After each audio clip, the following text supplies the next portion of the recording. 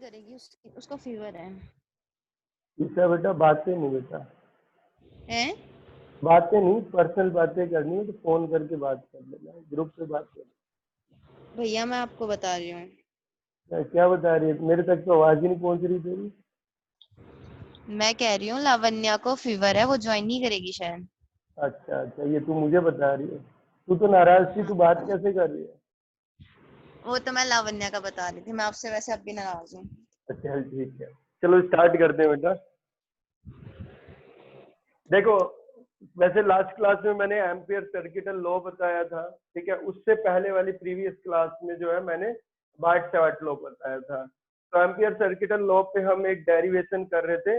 Hollow cylinder में अगर current flow कर रहा है तो उसके आसपास कितना मैग्नेटिक फील्ड होगा, आउटसाइड दी होलो सिलेंडर कितना मैग्नेटिक फील्ड होगा, यानी करंट कैरिंग होलो सिलेंडर के आउटसाइड कितना मैग्नेटिक फील्ड होगा, ऑन दी सरफेस कितना होगा, इनसाइड कितना होगा। ठीक है, वो हम बाद में कर लेंगे, वैसे तो मैंने लगभग करा ही दिया था, पूरा खत्म हो गया था। ठीक है, बाहर जो होता है वो मैग्नेटिक फील्ड हमने ड्राइव कर लिया था, उतना ही होता है जितना infinite long straight current carrying wire की वजह से होता है। ऑन दी सरफेस जो है मैक्सिमम होता है, अंदर जीरो होता है, हमने कर लिया था। सॉलिड का भी बताना था, वो रुक के बताऊंगा, दोनों फिर से रिपीट करेंगे। आज मैं और दो चीजें बताता हूँ। पहला है कि अगर कोई करंट कैरिंग कंडक्टर होता है और उसे आप मैग्नेटिक फील्ड में रखते हो तो अपने ऊपर मैग्नेटिक फोर्स एक्सपीरियंस करता है।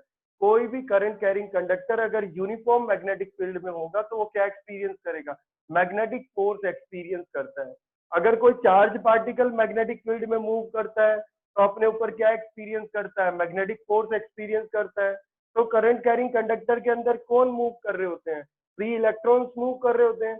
और फ्री इलेक्ट्रॉन्स जो है चार्ज पार्टिकल्स हैं, तो हर एक चार्ज पार्टिकल पे, हर एक फ्री इलेक्ट्रॉन पे मैग्नेटिक फोर्स होगा। और हर एक फ्री इलेक्ट्रॉन पे जो मैग्नेटिक फोर्स होगा उसकी वजह से ही तो पूरे कंडक्टर पे मैग्नेटिक फोर्स होगा। तो अभी हम जो डेरिवेशन करेंगे वो क्या करेंगे? Magnetic force on a current carrying conductor, ठीक है। तो magnetic force on a current carrying conductor, magnetic force on a current carrying conductor, current conductor.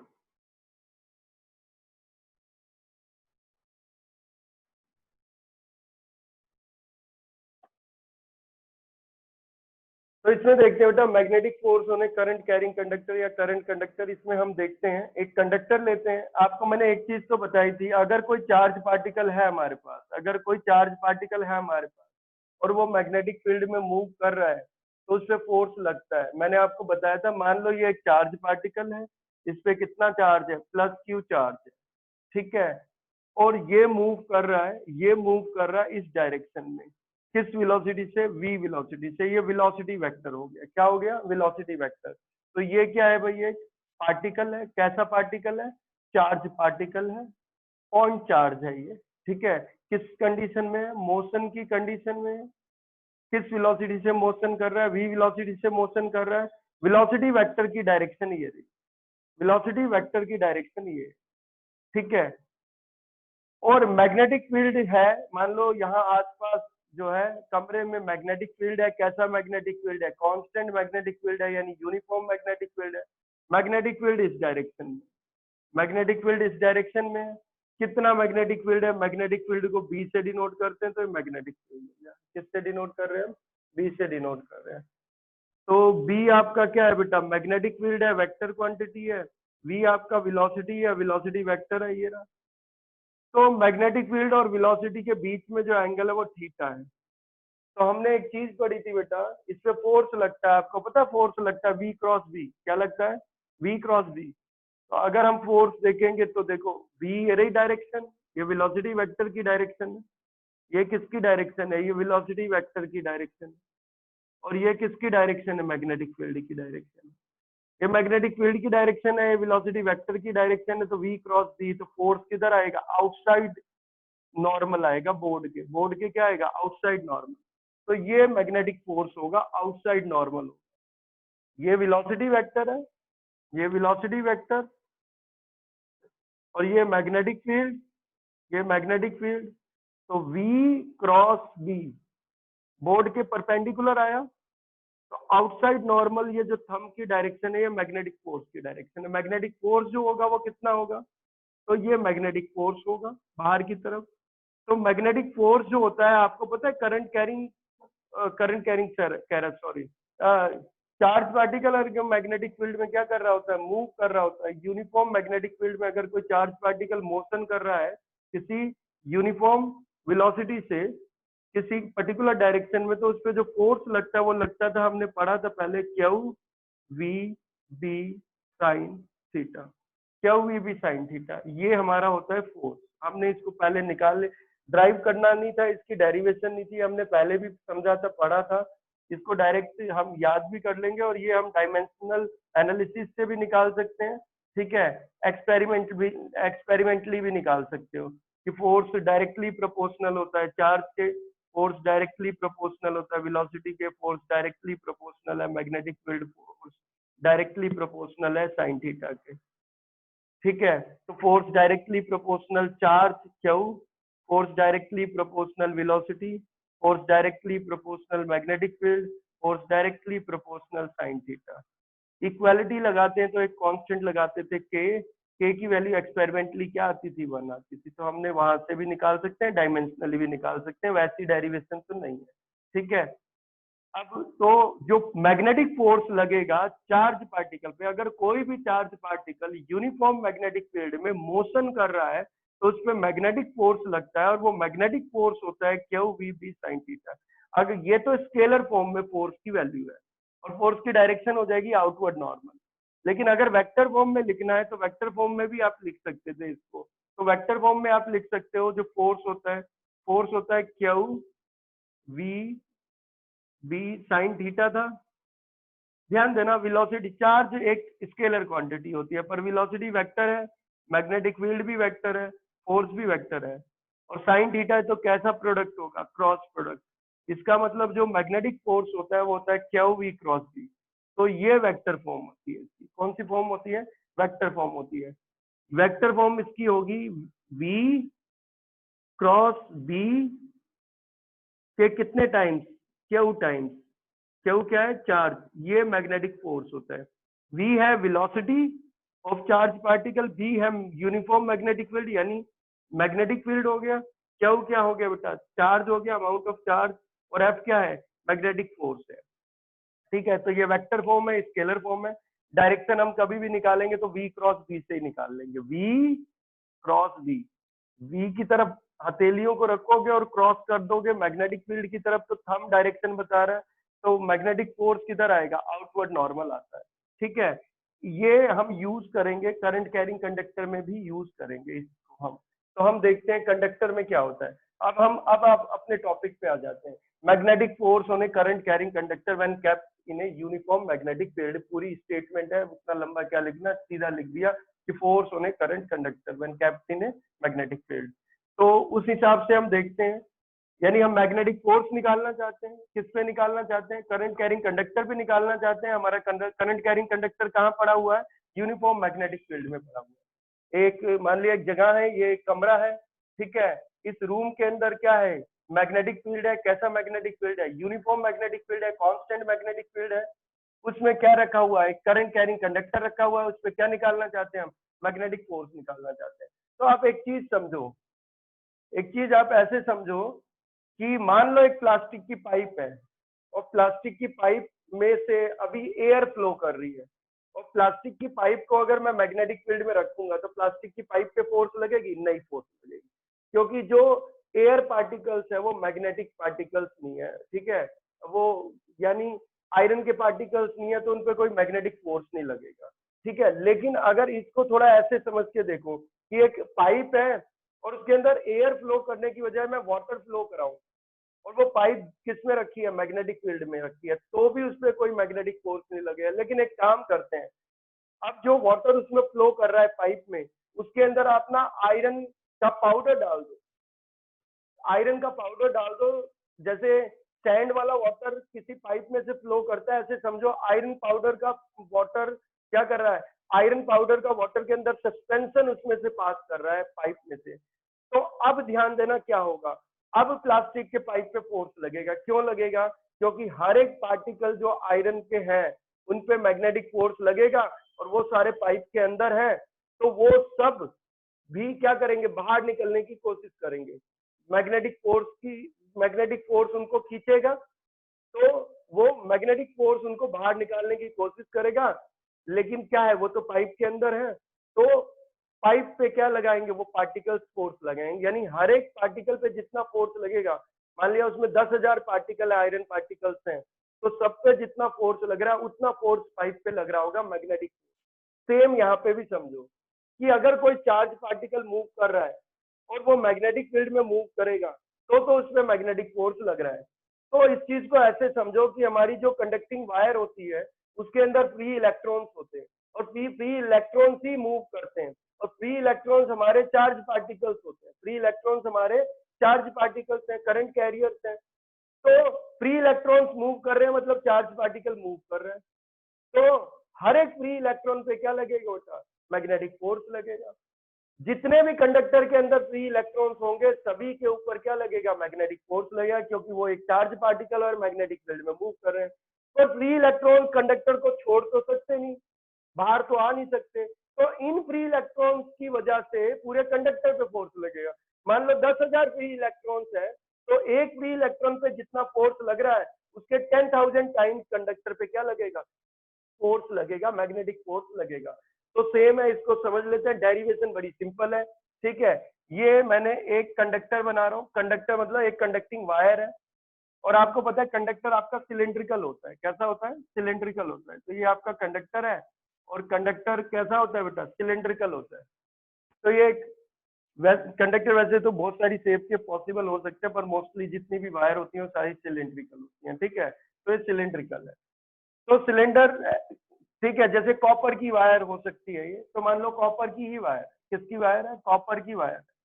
Silver की भी हो सकती है, एल्यूमिनियम की भी हो सकती है, ठीक है, किसी भी कंडक्टर की हो सकती है, ठीक है। सिलिंड्रिकल वायर है, इसकी अपनी कोई लेंथ होगी, तो मान लो इस वायर की जो लेंथ है वो कितनी लेंथ है, मान लिया इस वायर की जो लेंथ है वो कितनी लेंथ है, लेंथ है वायर की एल। एल क्या हो जाएगी, length of conducting wire. L क्या है, लेंथ ऑफ कंडक्टिंग वायर। ये क्या है बेटा, ये है area of cross section of the conducting wire. A क्या है, area of cross section of the conducting wire, cross sectional area है। ये क्या है, क्रॉस सेक्शनल एरिया है, area cross section of the conducting wire, और ये हो गई length of the conducting wire. तो आप वॉल्यूम निकाल सकते हो कंडक्टर की, वॉल्यूम ऑफ कंडक्टर आप फाइंड आउट कर सकते हो। तो वॉल्यूम ऑफ कंडक्टर, तो कंडक्टर की आप वॉल्यूम निकाल सकते हो। तो कंडक्टर की अगर हम वॉल्यूम निकालना चाहें, कंडक्टर की अगर हम वॉल्यूम निकालना चाहें, तो कंडक्टर जो है सिलेंडर ही तो है, तो सिलेंडर की वॉल्यूम याद करो क्या होती थी, पाई आर स्क्वायर इंटू एल होती थी, पाई आर स्क्वायर इंटू एल होती थी।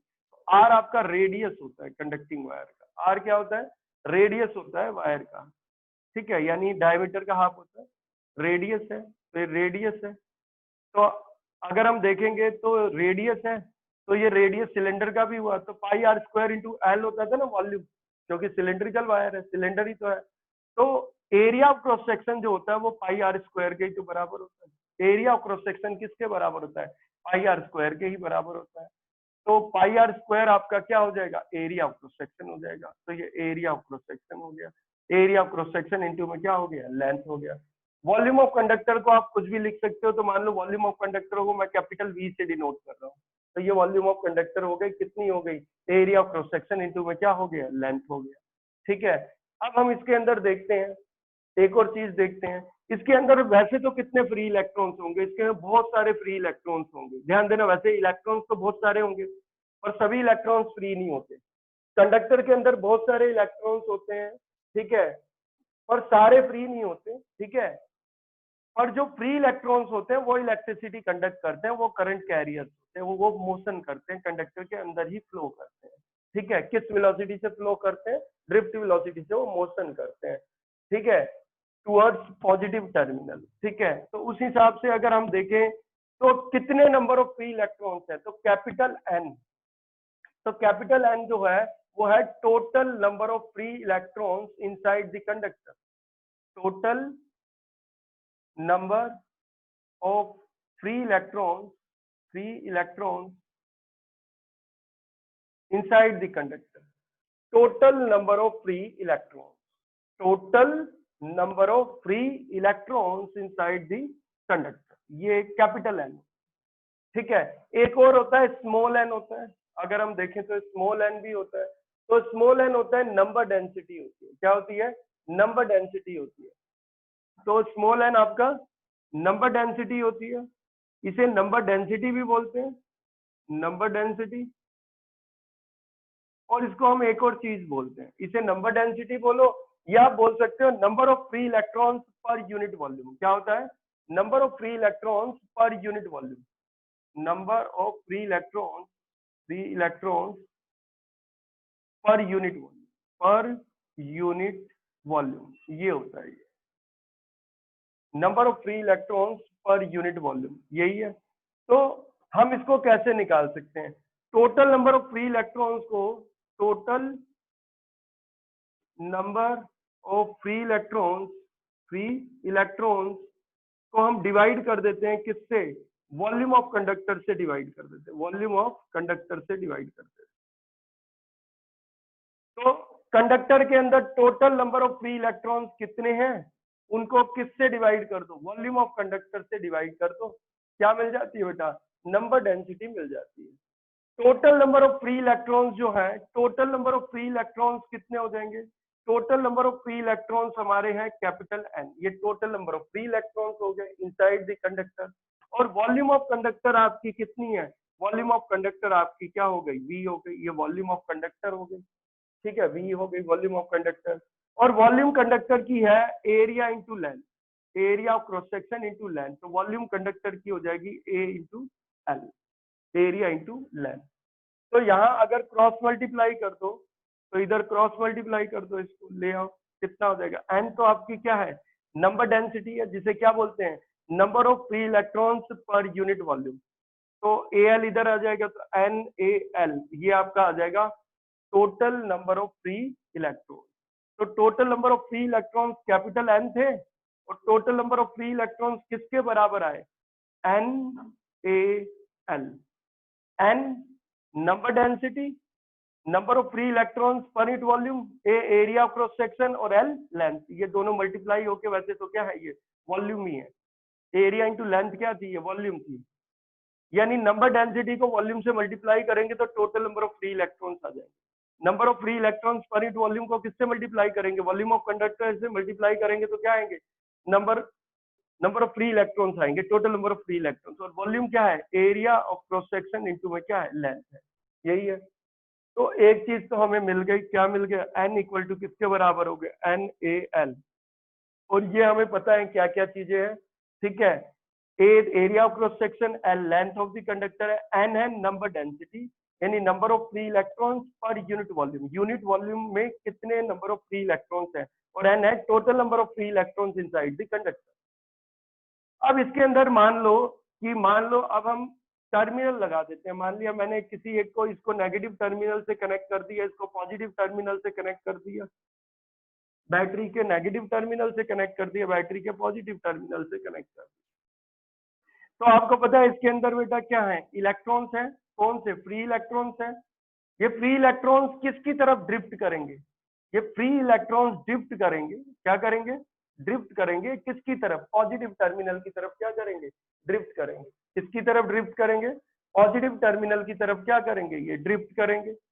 किस वेलोसिटी से, जिस एवरेज वेलोसिटी से सभी फ्री इलेक्ट्रॉन्स पॉजिटिव टर्मिनल की तरफ ड्रिफ्ट करते हैं, उसको हम क्या बोलते हैं, ड्रिफ्ट वेलोसिटी बोलते हैं। क्या बोलते हैं, ड्रिफ्ट वेलोसिटी बोलते हैं। तो ड्रिफ्ट वेलोसिटी से ये क्या कर रहे हैं, ड्रिफ्ट कर रहे हैं भाई, ड्रिफ्ट वेलोसिटी से ड्रिफ्ट कर रहे हैं। तो ड्रिफ्ट वेलोसिटी सबको पता है, ड्रिफ्ट वेलोसिटी क्या होती है आपकी, वीडी होती है। ड्रिफ्ट वेलोसिटी सबको पता होती है कि जो ड्रिफ्ट वेलोसिटी होती है वो क्या होती है आपकी, वीडी आपकी क्या होती है, ड्रिफ्ट वेलोसिटी होती है, ठीक है। तो सभी की जो एवरेज वेलोसिटी होगी वो क्या होगी, सभी की एवरेज वेलोसिटी ड्रिफ्ट वेलोसिटी होगी, ठीक है। तो अब हम किसी एक पर्टिकुलर उस पर कंसंट्रेट करते हैं, एक फ्री इलेक्ट्रॉन की बात करते हैं। मान लिया ये एक फ्री इलेक्ट्रॉन है, तो इस पे कितना चार्ज होगा, तो फ्री इलेक्ट्रॉन पे जो चार्ज होता है वो ई होता है, जो कि फंडामेंटल चार्ज होता है। आपने पढ़ा होगा e fundamental charge 1.6 into 10⁻⁻19 coulomb charge होता है। ठीक है, और कैसा नेचर कैसा होता है चार्ज का? नेगेटिव चार्ज होता है। कैसा चार्ज होता है? नेगेटिव चार्ज होता है। तो चार्ज तो माइनस सी होता है। कितना होता है? चार्ज तो माइनस सी है। तो आपको पता है फ्री इलेक्ट्रॉन पे जो चार्ज है वो कितना चार्ज है? माइनस सी चार्ज है। ये है, हम उसमें बाद में वैल्यू डाल देंगे। तो मान लिया ये फ्री इलेक्ट्रॉन है, कितना चार्ज है? क्यू चार्ज है, और क्यू कितना है? माइनस सी चार्ज है। ई क्या है? फंडामेंटल चार्ज यानी बेसिक चार्ज। अब आपको एक और चीज पता है, जो करंट फ्लो करता है, करंट किधर फ्लो करता है? करंट फ्लो करता है from positive terminal to negative terminal. तो करंट की डायरेक्शन जो हम लेते हैं, ध्यान देना, current flow of charge particle यानी फ्लो ऑफ फ्री इलेक्ट्रॉन्स ही है। और इलेक्ट्रॉन्स अगर पॉजिटिव चार्ज पार्टिकल होते तो कोई टेंशन ही नहीं थी। जिस डायरेक्शन में इलेक्ट्रॉन्स मूव करते वही करंट की डायरेक्शन होती। पर अभी तो इलेक्ट्रॉन्स, आपको पता है कि इलेक्ट्रॉन्स नेगेटिव चार्ज पार्टिकल्स होते हैं। ठीक है, और वही करंट कैरियर्स हैं, वही फ्लो कर रहे हैं। तो वो जिस डायरेक्शन में फ्लो करेंगे, मूव करेंगे, उसके अपोजिट डायरेक्शन में हम करंट की कन्वेंशनल डायरेक्शन मानते हैं। ठीक है, अपनी कन्वीनियंस के लिए मानते हैं। ठीक है, अच्छा इधर देखते हैं। तो हम अगर देखें तो ये जो चार्ज पार्टिकल है, जो फ्री इलेक्ट्रॉन है, जो चार्ज पार्टिकल है, ये पॉजिटिव टर्मिनल की तरफ क्या करेगा? मूव करेगा, ड्रिफ्ट करेगा। मूव करेगा, ड्रिफ्ट करेगा। किस वेलोसिटी से करेगा बेटा? ड्रिफ्ट वेलोसिटी से करेगा। अरे किस वेलोसिटी से करेगा? Drift velocity. ड्रिफ्ट वेलोसिटी यानी ये जो फ्री इलेक्ट्रॉन था जिसपे चार्ज क्यू था, कितना था? माइनस सी। ये पॉजिटिव टर्मिनल की तरफ क्या कर रहा है? ड्रिफ्ट कर रहा है। किस वेलोसिटी से ड्रिफ्ट कर रहा है? ड्रिफ्ट वेलोसिटी से ड्रिफ्ट कर रहा है। ये वीडी से ड्रिफ्ट कर रहा है। ये वेक्टर क्वांटिटी है, चार्ज स्केलर क्वांटिटी है। और ये पूरा कंडक्टर आप सपोज करो कि मैग्नेटिक फील्ड में रखा हुआ है। तो ये पूरा कंडक्टर मान लो मैग्नेटिक फील्ड में रखा है, और ये रही मैग्नेटिक फील्ड की डायरेक्शन। ये मैग्नेटिक फील्ड की डायरेक्शन है। तो इस डायरेक्शन में मैग्नेटिक फील्ड है, तो क्यू इक्वल टू माइनस सी है। इसको इधर कर देते हैं। तो मैग्नेटिक फील्ड की ये डायरेक्शन हो गई। तो ये किसकी डायरेक्शन है? मैग्नेटिक फील्ड यानी बी। कैसा मैग्नेटिक फील्ड है भाई? यूनिफॉर्म मैग्नेटिक फील्ड है। क्या है? यूनिफॉर्म मैग्नेटिक फील्ड है। तो इस डायरेक्शन में बहुत सारी पैरेलल लाइंस दिखाना चाहो तो दिखा दो। यूनिफॉर्म मैग्नेटिक फील्ड के लिए मैंने एक ही लाइन दिखाई है। वैसे तो आप ऐसे दिखा सकते हो, खूब सारी मैग्नेटिक फील्ड लाइंस दिखा सकते हो। ठीक है, किस चीज के लिए दिखा सकते हो? यूनिफॉर्म मैग्नेटिक फील्ड के लिए दिखा सकते हो। इन्हें मैग्नेटिक फील्ड लाइंस या मैग्नेटिक लाइन ऑफ फोर्स बोलते हैं। तो ये मैग्नेटिक फील्ड की डायरेक्शन है। कैसा मैग्नेटिक फील्ड है? यूनिफॉर्म मैग्नेटिक फील्ड है, कांस्टेंट मैग्नेटिक फील्ड है, और उसके अंदर कंडक्टर रखा हुआ है। तो देखो मैग्नेटिक फील्ड के साथ ड्रिफ्ट वेलोसिटी कितना एंगल बना रहा है? मैग्नेटिक फील्ड के साथ ड्रिफ्ट वेलोसिटी कितना एंगल बना रही है? थीटा एंगल बना रही है। कितना एंगल बन रहा है भाई? थीटा एंगल बन रहा है। तो थीटा एंगल बन रहा है, ये हो गया। ठीक है, तो इस एक सिंगल फ्री इलेक्ट्रॉन पे कितना फोर्स लगेगा? तो एक सिंगल फ्री इलेक्ट्रॉन पे, ठीक है, एक सिंगल इलेक्ट्रॉन पे, ठीक है, force on one electron, force on one electron, magnetic force on one, on each electron बोल दो, ईच इलेक्ट्रॉन, हर एक इलेक्ट्रॉन पे मैग्नेटिक फोर्स कितना लगेगा? ईच इलेक्ट्रॉन, हर एक इलेक्ट्रॉन पे हम मैग्नेटिक फोर्स निकालना चाहते हैं। हर एक इलेक्ट्रॉन पे जो मैग्नेटिक फोर्स होगा वो कांस्टेंट होगा। ठीक है, और एक तरीके से देखेंगे तो डायरेक्शन भी लगभग लगभग क्या होगी? सबकी सेम होगी, डायरेक्शन भी सेम ही होगी। तो magnetic force on each electron, ठीक है, हर एक इलेक्ट्रॉन पे कितना होगा?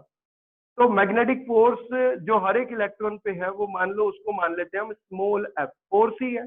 फोर्स को हम एफ से भी डिनोट कर सकते हैं, और टोटल फोर्स को एफ से कर लो। मैग्नेटिक फोर्स एक सिंगल इलेक्ट्रॉन पे, ठीक है, एक सिंगल इलेक्ट्रॉन पे या ईच इलेक्ट्रॉन पे मैग्नेटिक फोर्स हम मान ले रहे हैं कितना? स्मॉल एफ मान लिया। क्या बनाया? स्मॉल एफ हो गया। ये है मैग्नेटिक फोर्स। तो ये मैग्नेटिक फोर्स कितना होगा वो देख लो, हमने पहले ही पढ़ रखा है, याद करो। फोर्स जो होता है, जो फोर्स होता है वो होता है क्यू वी क्रॉस वी। अब देखो ये फ्री इलेक्ट्रॉन एक चार्ज पार्टिकल है, और ये कंडक्टर के अंदर मूव कर रहा है, और कंडक्टर खुद मैग्नेटिक फील्ड के अंदर है। तो ये चार्ज पार्टिकल भी मैग्नेटिक फील्ड के अंदर ही क्या कर रहा है? मूव कर रहा है। तो ये चार्ज पार्टिकल मैग्नेटिक फील्ड के अंदर मूव कर रहा है, तो इस चार्ज पार्टिकल पे क्या लगेगा? अगर कोई चार्ज पार्टिकल मैग्नेटिक फील्ड में मोशन कर रहा है तो क्या एक्सपीरियंस करेगा? मैग्नेटिक फोर्स अपने ऊपर एक्सपीरियंस करेगा। तो मैग्नेटिक फोर्स जो होता है चार्ज पार्टिकल पे होता है क्यू वी क्रॉस बी होता है, क्यू वी क्रॉस बी होता है। अब देखो बी तो मैग्नेटिक फील्ड है, तो बी मैग्नेटिक फील्ड है, वेक्टर फॉर्म में ही दिखा रहा हूँ, ये वेक्टर फॉर्म में ही ले लो। तो मैग्नेटिक फोर्स होता है क्यू वी क्रॉस बी, ठीक है। वी वेलोसिटी होती है चार्ज पार्टिकल की, बी मैग्नेटिक फील्ड होता है। तो बी मैग्नेटिक फील्ड है, वी वेलोसिटी है। किस वेलोसिटी से फ्री इलेक्ट्रॉन मूव कर रहे हैं? तो फ्री इलेक्ट्रॉन जिस वेलोसिटी से मूव कर रहे हैं वो कौन सी वेलोसिटी है? वो ड्रिफ्ट वेलोसिटी है। क्या है? Drift velocity. तो v की जगह क्या आ जाएगा बेटा? ड्रिफ्ट वेलोसिटी आ जाएगा, क्योंकि वो ड्रिफ्ट वेलोसिटी से मूव कर रहे हैं। और हर एक इलेक्ट्रॉन पे कितना चार्ज है? हर एक इलेक्ट्रॉन पे माइनस ई चार्ज है। तो यहाँ पे क्या लिख दोगे? माइनस ई। क्यू की वैल्यू कितनी आ गई? माइनस ई वैल्यू आ गई क्यू की, ठीक है। तो ये एक सिंगल इलेक्ट्रॉन पे मैग्नेटिक फोर्स हो गया। इस मैग्नेटिक फोर्स को स्मॉल एफ से डिनोट कर लो, तो स्मॉल एफ से डिनोट कर दिया मैंने, ये आ गया। तो इस सिंगल इलेक्ट्रॉन पे या ईच फ्री इलेक्ट्रॉन पे ये मैग्नेटिक फोर्स लग रहा है। तो बेटा अगर एक इलेक्ट्रॉन पे इतना फोर्स लग रहा है, तो अगर इसमें 10 होंगे तो इस फोर्स का कितने टाइम्स लगेगा? 10 टाइम्स लगेगा। इसमें 20 फ्री इलेक्ट्रॉन मूव कर रहे होंगे तो 20 टाइम्स। और total number of free electrons इसमें है कितने भाई? Total number of free electrons इसमें कितने हैं? n है। तो इसमें जो टोटल फोर्स सभी फ्री इलेक्ट्रॉन पे लग रहा होगा वो कितना लग रहा होगा? nf लग रहा होगा। कितना लग रहा होगा? nf। तो टोटल मैग्नेटिक फोर्स निकालते हैं हम। टोटल मैग्नेटिक फोर्स अब हम निकालते हैं। तो total magnetic force on free electrons inside the conductor. अब मैं निकाल रहा हूं total magnetic force on free electrons inside the conductor. तो एक फ्री इलेक्ट्रॉन पे कितना मैग्नेटिक फोर्स था? एक फ्री इलेक्ट्रॉन पे हमने देखा था कितना मैग्नेटिक फोर्स था? एफ मैग्नेटिक फोर्स था।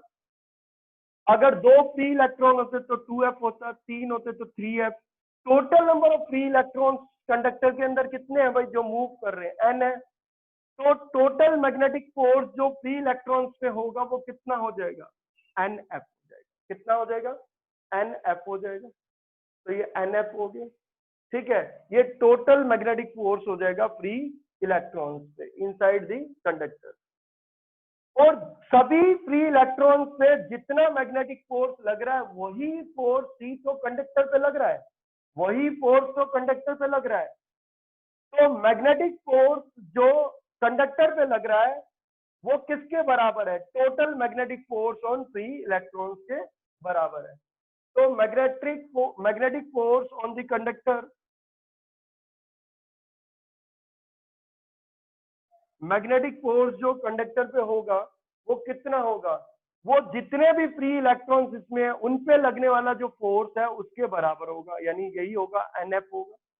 nf n हमने देखा था कितना था? n जो है ये नंबर ऑफ फ्री इलेक्ट्रॉन्स थे। Total number of free electrons को किससे डिवाइड कर रहे थे? वॉल्यूम से डिवाइड कर रहे थे। क्या मिल रही थी? नंबर डेंसिटी मिल रही थी। n थे number of free electrons per unit volume. और वॉल्यूम कंडक्टर की जो थी हमने देखा था, वॉल्यूम कंडक्टर की जो होती है वो एरिया इंटू क्या था? लेंथ था। तो n किसके बराबर है? NaL, यही है हमारा NaL। n है number of free electrons per unit volume inside the conductor, A area of cross section of the conductor, L length of the conductor, L length of the conductor, A area of cross section of the conductor है। और n क्या है? Total number of free electrons per unit volume. और n total number of free electron. तो capital N की जगह हम क्या डाल दे रहे हैं? वो आ जाएगा NaL। ये आगे हमने डाल दी वैल्यू, ठीक है। सभी फ्री इलेक्ट्रॉन्स पे जितना मैग्नेटिक फोर्स लग रहा है वो ही तो फोर्स लग रहा है किस पे? कंडक्टर पे। अभी तो मैंने एक एग्जांपल बताया कि एक प्लास्टिक की पाइप है, अगर उसमें से पानी फ्लो कर रहा है और वो मैग्नेटिक फील्ड में है तो उसमें कोई मैग्नेटिक फोर्स नहीं लगेगा। लेकिन उसके अंदर पानी मत फ्लो कराओ, उसके अंदर क्या है? आयरन पार्टिकल्स का वाटर के अंदर सस्पेंशन बना के उसके अंदर से फ्लो कराओ। जैसे रेत वाला पानी होता है ना, सैंड इन वाटर होता है, ऐसे ही समझो आयरन पार्टिकल्स हैं बहुत छोटे छोटे, और वो उनका सस्पेंशन है वाटर के अंदर, वो पाइप के अंदर मूव कर रहा है। तो अब क्या होगा, आसपास मैग्नेटिक फील्ड है, तो अब ध्यान देना, क्योंकि हर एक आयरन पार्टिकल पर मैग्नेटिक फोर्स लग रहा है, तो सभी आयरन पार्टिकल पे जितना मैग्नेटिक फोर्स लग रहा होगा उतना ही फोर्स लग रहा होगा प्लास्टिक के पाइप के ऊपर। सेम यहाँ पे वहां आयरन के पार्टिकल मूव कर रहे हैं, सेम ऐसे ही होता है कि जो कंडक्टर है, समझो कंडक्टर के अंदर कौन मूव कर रहे हैं, जिनमें फोर्स लगे, वो फ्री इलेक्ट्रॉन्स मूव कर रहे हैं। फ्री इलेक्ट्रॉन्स पे जितना फोर्स लग रहा है उतना ही फोर्स कंडक्टर पे लग रहा है। तो टोटल जो मैग्नेटिक फोर्स लग रहा है कंडक्टर पे वो कितना हो जाएगा, वो जो जितने भी इसमें फ्री इलेक्ट्रॉन्स हैं उन पे लगने वाले फोर्स के बराबर है, वो इतना हो गया। एक इलेक्ट्रॉन पे कितना फोर्स था, एफ था, उसकी वैल्यू वहां डाल दे रहे हैं, इस एफ की वैल्यू यहाँ पे डाल दे रहे हैं, कितना आ जाएगा एफ की वैल्यू, एफ की वैल्यू आपकी आ जाएगी -E, और ये हो जाएगा वी डी क्रॉस बी, यही है, ये वैल्यू मैंने डाल दी एफ की, ठीक है। तो ये एफ की वैल्यू मैंने रिप्लेस कर दी, क्या आ जाएगा अब हम देखते हैं। तो force, magnetic force on the conductor को हम क्या ले ले, कैपिटल एफ ले ले, कैपिटल एफ कंसीडर कर ले, तो एक कैपिटल एफ हो जाएगा, ये मैग्नेटिक फोर्स हो गया। तो मल्टीप्लाई करते चले जाओ इसको इससे, तो मल्टीप्लाई करो तो माइनस तो आगे आ जाएगा, कितना हो जाएगा NaLe, और इसी में इसको भी मल्टीप्लाई कर दो इंटू Vd और क्रॉस बी, क्रॉस बी, ये आ गया, क्रॉस बी, ये आ गया।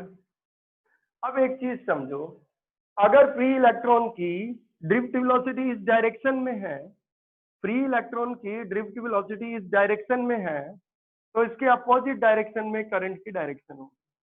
ड्रिफ्ट वेलोसिटी इस डायरेक्शन में, ड्रिफ्ट वेलोसिटी सभी फ्री इलेक्ट्रॉन की किधर की तरफ होती है, टुवर्ड्स पॉजिटिव टर्मिनल, तो करंट की डायरेक्शन इसके अपोजिट होती है, तो करंट की डायरेक्शन जस्ट इसके क्या है, अपोजिट है।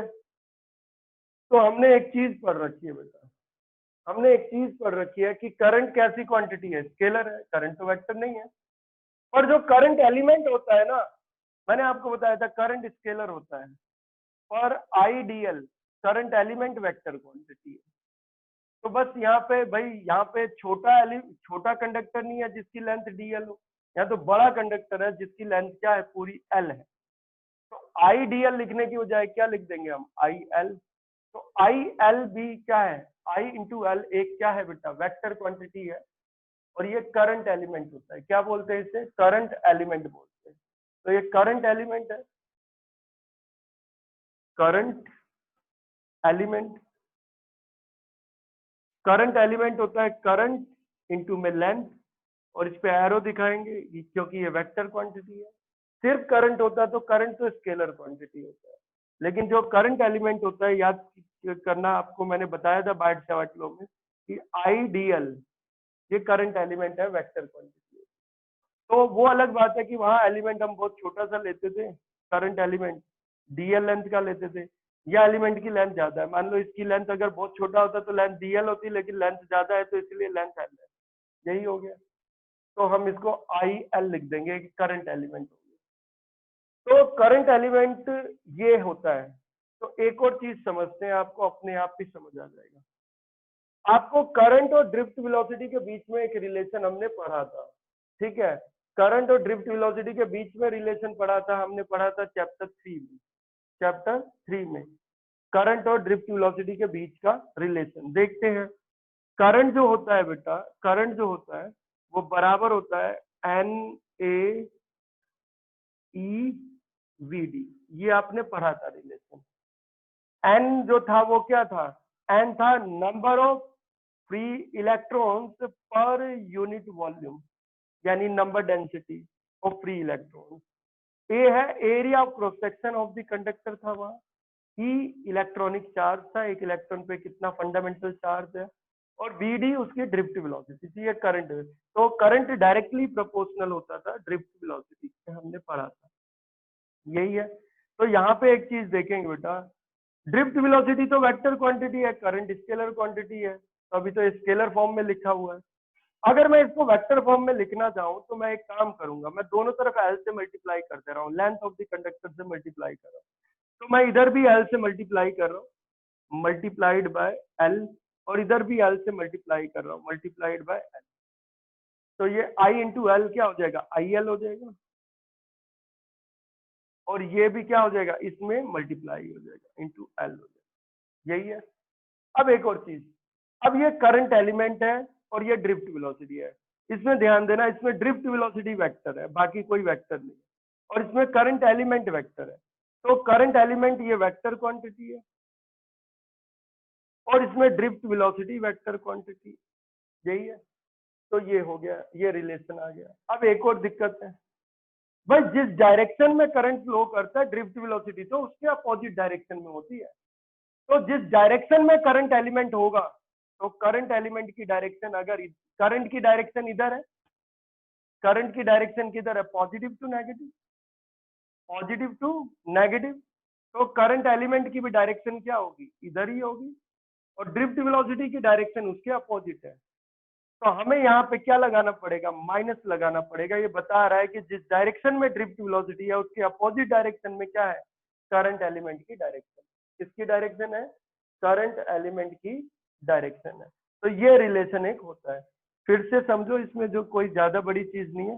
करंट जो होता है, थर्ड चैप्टर में पढ़ा था, करंट और ड्रिफ्ट वेलोसिटी के बीच में रिलेशन निकाला था। करंट बराबर जो था वो था NAEVD, यही है। अब ध्यान दे रहे हैं, तो स्केलर फॉर्म थी। अगर हम, करंट स्केलर क्वांटिटी है, लेकिन इसको मैं करंट एलिमेंट में बदलना चाहता हूं, तो मैं कंडक्टर की लेंथ से मल्टीप्लाई कर रहा हूं। तो मल्टीप्लाई कर रहा हूं दोनों साइड कंडक्टर की लेंथ से, इधर भी एल से इधर भी एल से मल्टीप्लाई कर दिया। तो करंट एलिमेंट अब वेक्टर क्वांटिटी हो गया। ड्रिफ्ट वेलोसिटी पहले से ही वेक्टर क्वांटिटी है क्योंकि वेलोसिटी है, लेकिन जिस डायरेक्शन में करंट होता है उसी डायरेक्शन में करंट एलिमेंट होगा, और उसके अपोजिट डायरेक्शन में क्या होगी, ड्रिफ्ट वेलोसिटी होगी। उसके अपोजिट डायरेक्शन में क्या होगी, ड्रिफ्ट वेलोसिटी होगी, यही है। तो क्या लगा दे यहाँ पे, क्या लगा दे, माइनस लगा दे। माइनस ये बता रहा है, ड्रिफ्ट वेलोसिटी के आगे माइनस लगाने का मतलब कि ड्रिफ्ट वेलोसिटी की जो अपोजिट डायरेक्शन है वो करंट एलिमेंट की क्या है, डायरेक्शन है। वैल्यू डाल देंगे हम यहाँ पे, इसको मैं लिख सकता हूँ ऐसे, तो आई एल, और ये हो जाएगा -N ALEVD, ये आ गया आपका। तो ये वैल्यू आ गई। इस वैल्यू को हम डाल सकते हैं। तो देखो ये पूरी जो वैल्यू है ये करंट एलिमेंट के बराबर ही आ रही है।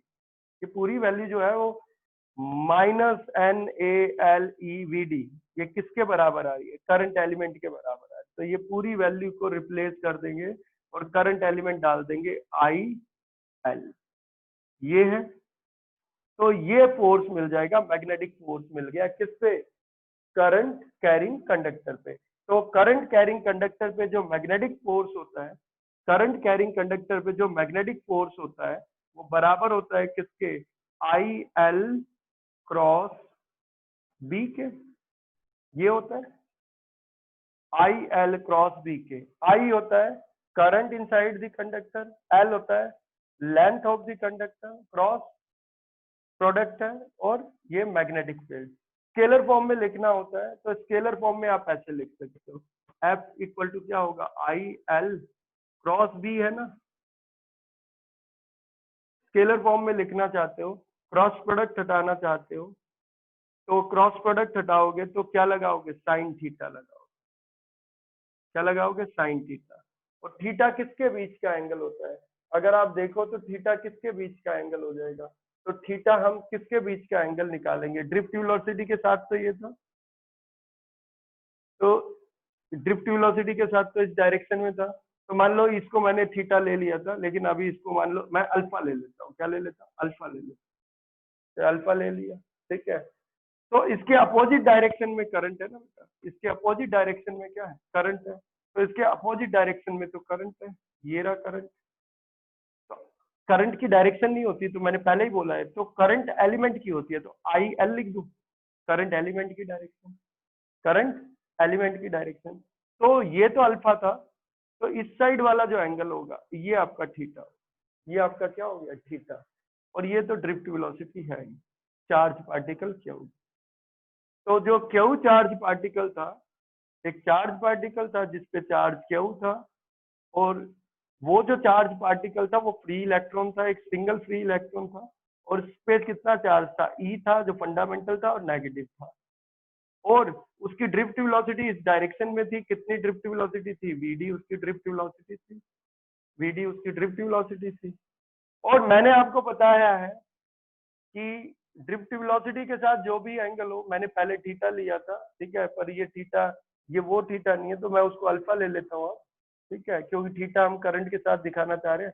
अगर उसको थीटा दिखाओगे तो मुझे इसको अल्फा दिखाना पड़ेगा, तब मुझे यह अल्फा लिखना पड़ेगा। और फिर वो, तुम्हें ये पता होना चाहिए कि करंट एलिमेंट और मैग्नेटिक फील्ड के बीच के एंगल की बात हो रही है, ठीक है, तो तब ये अल्फा होता है। तो बस इसका नाम चाहे आप कुछ भी दो, थीटा दो, अल्फा दो, फाई दो, बस इतना पता होना चाहिए ये जो एंगल है ये किसके बीच का एंगल है, ये करंट एलिमेंट और मैग्नेटिक फील्ड के बीच का एंगल है। तो बुकों में आपको थीटा ही ज्यादा मिलेगा, तो मैं थोड़ा ठीक कर देता हूँ, क्या कर दूंगा, थीटा को अल्फा कर दो, इसको अल्फा कर दो, यानी ड्रिफ्ट वेलोसिटी मैग्नेटिक फील्ड के साथ अल्फा एंगल बना रही है। तो करंट एलिमेंट जो है, करंट एलिमेंट मैग्नेटिक फील्ड के साथ कितना एंगल बना रहा है, थीटा एंगल बना रहा है, ठीक है, तो तब आप इसको थीटा ही लिख दो। तो ये स्केलर फॉर्म आ जाएगी, क्या आ जाएगी, एफ इक्वल टू किसके बराबर आ गया, हमने देखा मैग्नेटिक फोर्स था आई एल क्रॉस बी, यही था, तो हम इसको ऐसे लिख सकते थे, क्या हो जाएगा, ये क्रॉस प्रोडक्ट है दोनों का। तो करंट एलिमेंट और मैग्नेटिक फील्ड के बीच का एंगल डालना है ना, तो वो दोनों एंगल कितना, उसके बीच का एंगल कितना है, साइन थीटा, तब इसका भी मैग्नीट्यूड, इसका भी मैग्नीट्यूड, इसका भी मैग्नीट्यूड, तो I L B sine theta, I L B sine theta, ये हो जाएगा force on a current carrying conductor, force on a magnetic force on a current carrying conductor when kept in a uniform magnetic field.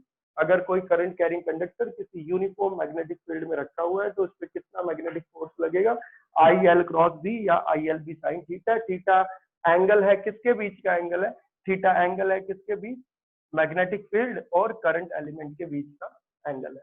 बड़ी simple सी derivation थी, थोड़ा सा मैंने धीरे धीरे समझाया इसलिए टाइम भी लग गया। अगर आप एक झटके में देखो, मतलब 3 नंबर की डेरिवेशन में ही आती है, कभी 2 नंबर या 3 नंबर में आता है, तो आप तुरंत ही कर सकते हो, बहुत ज्यादा समय लेने वाली बात होती नहीं है इसमें, ठीक है। मैं एकदम से क्विकली बता दे रहा हूँ आपको 2 मिनट के अंदर ही, ये तो मैंने थोड़ा वैसे ही बताया कि वही कंडक्टर के अंदर बहुत सारे फ्री इलेक्ट्रॉन्स क्या कर रहे हैं, मूव कर रहे हैं, और सभी फ्री इलेक्ट्रॉन्स किधर की तरफ जा रहे हैं, पॉजिटिव टर्मिनल की तरफ जा रहे हैं। अच्छा, हर एक फ्री इलेक्ट्रॉन एक चार्ज पार्टिकल है, और हर एक फ्री इलेक्ट्रॉन पे फोर्स लगेगा, हर एक फ्री इलेक्ट्रॉन पे फोर्स लगेगा। तो एक सिंगल फ्री इलेक्ट्रॉन पे अगर मैं फोर्स देखूं, एक सिंगल फ्री इलेक्ट्रॉन पे कितना मैग्नेटिक फोर्स लगेगा, तो मान लिया ये जो फ्री इलेक्ट्रॉन है ये इस डायरेक्शन में मूव कर रहा है, किस वेलोसिटी से, वी वेलोसिटी से मूव कर रहा है। जो इसकी एवरेज वेलोसिटी होती है उसको हम क्या बोलते हैं, ड्रिफ्ट वेलोसिटी बोलते हैं, क्या बोलते हैं, ड्रिफ्ट वेलोसिटी है। और इस डायरेक्शन में मान लो मैग्नेटिक फील्ड हो, मैग्नेटिक फील्ड है, यूनिफॉर्म मैग्नेटिक फील्ड है जिसमें कंडक्टर रखा हुआ है, ठीक है, दोनों के बीच में एंगल जो भी लेना हो, अल्फा लेना है तो अल्फा ले लिया, उससे कोई मतलब अभी तो है नहीं, ठीक है। और चार्ज जो है ये फ्री इलेक्ट्रॉन पे कितना चार्ज है, -e चार्ज। तो आपको एक चीज पता है, एक सिंगल फ्री इलेक्ट्रॉन अगर मैग्नेटिक फील्ड में मूव कर रहा है, क्योंकि देखो कंडक्टर के अंदर मूव कर रहा है और कंडक्टर मैग्नेटिक फील्ड में, तो भाई इलेक्ट्रॉन भी तो मैग्नेटिक फील्ड में ही मूव कर रहा है, तो इलेक्ट्रॉन एक चार्ज पार्टिकल है तो मैग्नेटिक फोर्स लगेगा, तो एक सिंगल इलेक्ट्रॉन पे मैग्नेटिक फोर्स लगता है एफ, और वो कितना होता है, याद करो, फोर्स जो चार्ज पार्टिकल पे है वो होता है, वो क्या होता है, क्यू वी क्रॉस बी, याद करो यही तो होता है, क्यू वी क्रॉस बी, ये होता है। तो यहाँ जो चार्ज पार्टिकल है वो है इलेक्ट्रॉन, तो इलेक्ट्रॉन पे कितना चार्ज है, ई है, और कैसा चार्ज है भाई, नेगेटिव है, तो माइनस हो गया। और किस एवरेज वेलोसिटी से पॉजिटिव टर्मिनल की तरफ जा रहा है, ड्रिफ्ट वेलोसिटी से जा रहा है, तो कितना हो जाएगा, उस सिंगल इलेक्ट्रॉन पे जो मैग्नेटिक फोर्स होगा वो कितना होगा, -e वीडी क्रॉस बी। तो इस फोर्स को हम स्मॉल एफ से डिनोट कर दे रहे हैं, क्योंकि एक सिंगल फ्री इलेक्ट्रॉन पे लगने वाला मैग्नेटिक फोर्स है। तो क्या इसके अंदर एक ही फ्री इलेक्ट्रॉन मूव कर रहा है, नहीं, इसके अंदर तो टोटल नंबर ऑफ कितने फ्री इलेक्ट्रॉन्स इसके अंदर मूव कर रहे हैं, n number of free electrons इसके अंदर क्या कर रहे हैं, मूव कर रहे हैं, ठीक है। तो total force on the conductor, total magnetic force on the conductor क्या होगा, एक फ्री इलेक्ट्रॉन पे जितना फोर्स होगा उसके कितने टाइम्स होगा, एन टाइम्स होगा, एन क्या होंगे, total number of free electron जो मूव कर रहे हैं ड्रिफ्ट वेलोसिटी से किसके अंदर, एवरेज वेलोसिटी से किसके अंदर, कंडक्टर के अंदर टुवर्ड्स पॉजिटिव टर्मिनल। फोर्स की वैल्यू डाल देंगे। फोर्स कितना है, ये रहा फोर्स। फोर्स की वैल्यू हमने देखी कितनी है, फोर्स की वैल्यू है -E VD क्रॉस B, यही है। और हमें एक और चीज पता है, n क्या है। अब हमें पता है number of free electrons upon में वॉल्यूम क्या होता है, नंबर डेंसिटी होता है। तो नंबर ऑफ फ्री इलेक्ट्रॉन्स किसके बराबर होगा, नंबर डेंसिटी इंटू में क्या है, वॉल्यूम, यानी number of free electrons per unit volume into में वॉल्यूम ऑफ द कंडक्टर। अब कंडक्टर की जो वॉल्यूम होती है वो कितनी होती है, एरिया इंटू लेंथ होती है। कितनी होती है, एरिया इंटू लेंथ है, तो ये कितनी हो जाएगी, एरिया इंटू लेंथ। तो एन की वैल्यू डाल देंगे, एन ए एल हो गया, ये आ गया। इसको मल्टीप्लाई कर देते हैं, कितना आ जाएगा, इसको ओपन कर लो, कितना आ जाएगा भाई, ये आपका वैल्यू आ जाएगी, ये माइनस आगे आ जाएगा, कितना हो जाएगा, n A L e v d cross B, v d भी इसी को मल्टीप्लाई कर दो, ये हो गया। तो ये आ गया आपका -NaLe क्रॉस बी, ये आ गया। अब मैंने आपको बताया जिस डायरेक्शन में ड्रिफ्ट वेलोसिटी है उसकी अपोजिट डायरेक्शन में करंट की डायरेक्शन मानते हैं। तो ये करंट एलिमेंट है तो भाई वेक्टर फॉर्म में लिखना है, तो आई एल, ये करंट एलिमेंट वेक्टर में लिख दिया। तो करंट एलिमेंट मैग्नेटिक फील्ड के साथ जो एंगल बना रही है, करंट एलिमेंट जो मैग्नेटिक फील्ड के साथ एंगल बना रही है वो कितना बना रही है, थीटा एंगल बना रही है। कितना एंगल बना रही है, थीटा एंगल बना रही है। तो आपको एक चीज पता है, करंट और ड्रिफ्ट वेलोसिटी के बीच में रिलेशन था NaLVD, ठीक है। तो हमें अगर करंट एलिमेंट के हिसाब से निकालना है तो दोनों तरफ लेंथ से मल्टीप्लाई कर देंगे, तो इधर भी लेंथ से मल्टीप्लाई कर देंगे। सॉरी, करंट जो होता है, करंट और ड्रिफ्ट वेलोसिटी के बीच में जो रिलेशन होता है वो होता है NaEVD, NaEVD। और मुझे अगर क्या करना है बेटा, अगर मुझे क्या करना है, करंट एलिमेंट, करंट तो स्केलर क्वांटिटी है, करंट एलिमेंट में बदलना है, वेक्टर में बदलना है, दोनों तरफ किससे मल्टीप्लाई कर देंगे, लेंथ ऑफ द कंडक्टर से मल्टीप्लाई कर देंगे। कर दिया, लेंथ ऑफ द कंडक्टर से मल्टीप्लाई कर दिया, ठीक है। तो ये करंट एलिमेंट है, वेक्टर क्वांटिटी है। तो ड्रिफ्ट वेलोसिटी भी आपकी वेक्टर क्वांटिटी, यही है। लेकिन जिस डायरेक्शन में ड्रिफ्ट वेलोसिटी होगी उसके अपोजिट डायरेक्शन में करंट एलिमेंट होगा, तो क्या लगेगा, यहाँ माइनस लगेगा। क्या लगेगा, माइनस लगेगा। तो ये जो पूरी वैल्यू है, तो इसको हम ऐसे लिख सकते हैं, अगर हम देखें तो करंट एलिमेंट क्या है, IL, और वो किसके बराबर है, -NaLeVD, यही आया। ये करंट एलिमेंट ही तो है। करंट एलिमेंट किसके बराबर होता है, -NaLeVD। तो ये पूरी जो वैल्यू है -NaLeVD, इसको क्या लिख सकते हैं हम, करंट एलिमेंट लिख देंगे। तो करंट एलिमेंट ही लिख दो, कितना आ जाएगा, ये IL लिख दिया, ये आ गया। तो फोर्स कितना हो जाएगा, तो फोर्स आपका हो गया, कितना हो गया, कंडक्टर पे जो मैग्नेटिक फोर्स हो गया वो आ गया IL क्रॉस B, ये फोर्स। स्केलर फॉर्म में लिखना चाहे तो स्केलर फॉर्म में भी लिख सकते हैं, फोर्स कितना हो जाएगा, ILB साइन थीटा। थीटा किसके बीच का एंगल है, थीटा करंट एलिमेंट और मैग्नेटिक फील्ड के बीच का एंगल है, ठीक है। तो ये सिंपल सी डेरिवेशन है, 3 नंबर में आती है, मैंने बता दी है, थोड़ा शायद याद भी हो गई होगी। एक अगली डेरिवेशन भी देखते हैं। आया बेटा, ये समझ आया सबको, हेलो, यस सर। तो आगे बेटा, ठीक है, अगला देखते हैं। Yes sir. ठीक,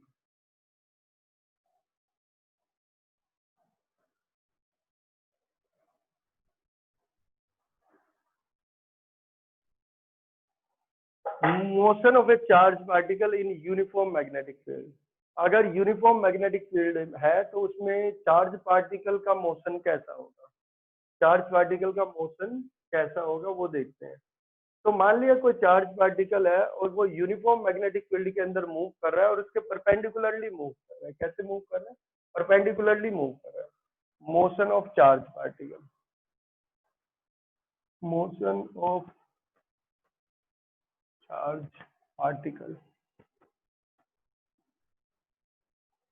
इनसाइड यूनिफॉर्म मैग्नेटिक फील्ड, यानी मैग्नेटिक फील्ड, मैग्नेटिक फील्ड। तो motion of charge particle inside uniform magnetic field, ठीक है। कोई चार्ज पार्टिकल है, चार्ज पार्टिकल है, मोशन कर रहा है भाई, मूव कर रहा है। किसके अंदर मूव कर रहा है?